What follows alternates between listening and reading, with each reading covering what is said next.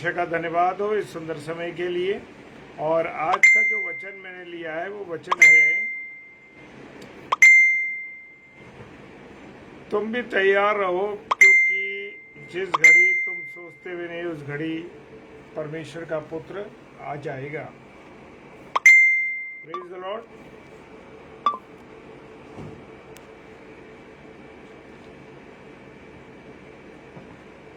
प्रभु का वचन कहता है कि तुम भी तैयार रहो क्योंकि जिस घड़ी तुम सोचते भी नहीं उस घड़ी मनुष्य का पुत्र आ जाएगा। इसलिए तुम तैयार रहो कि जिस घड़ी के विषय में मेरे प्रियो खुदावंत का कलाम हमको बताता है कि जो प्रभु का वचन बताता है हमको कि जो प्रभु यीशु मसीह का आने का समय है किसी मनुष्य को नहीं पता है।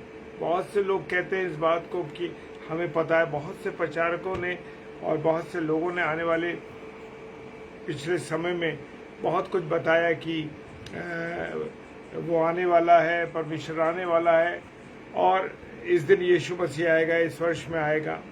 लेकिन मेरे प्रियो खुदा का कलाम कहता है कि केवल पिता को मालूम है, न तो फरिश्तों को मालूम है न पुत्र को मालूम है, केवल पिता को मालूम है कि कब उसका बेटा यीशु मसीह आएगा। इसलिए समय को पहचान कर ऐसा करो कि अपने आप को तैयार करो। नींद से उठने का समय है। अब नींद का समय नहीं है कि आप अभी तक पड़े हुए हैं, आप ये सोच रहे हैं अरे आ जाएगा कर लेंगे। लेकिन मेरे प्रियो, जब तक अगर प्रभु यीशु मसीह आ गया या आपकी मृत्यु हो गई या हमारी मृत्यु हो गई, फिर हमारे पास रिपेंट करने का कोई समय नहीं है।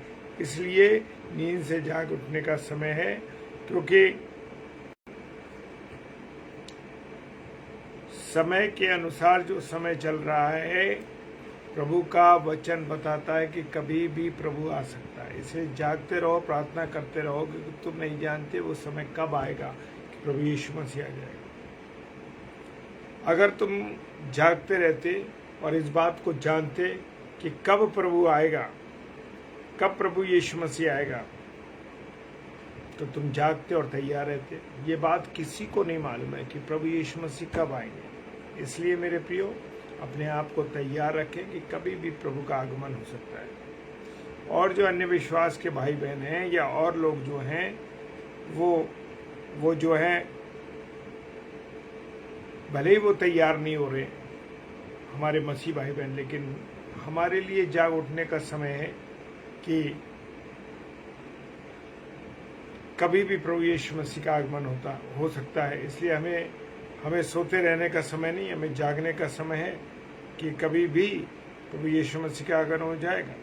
प्रकाशित वाक्य 19 अध्याय 7 पद कहता है, आओ हम आनंदित और मगन और उसकी स्तुति करें क्योंकि मेमने का ब्याह आ पहुंचा और उसकी पत्नी ने अपने आप को तैयार कर लिया। पत्नी कौन है?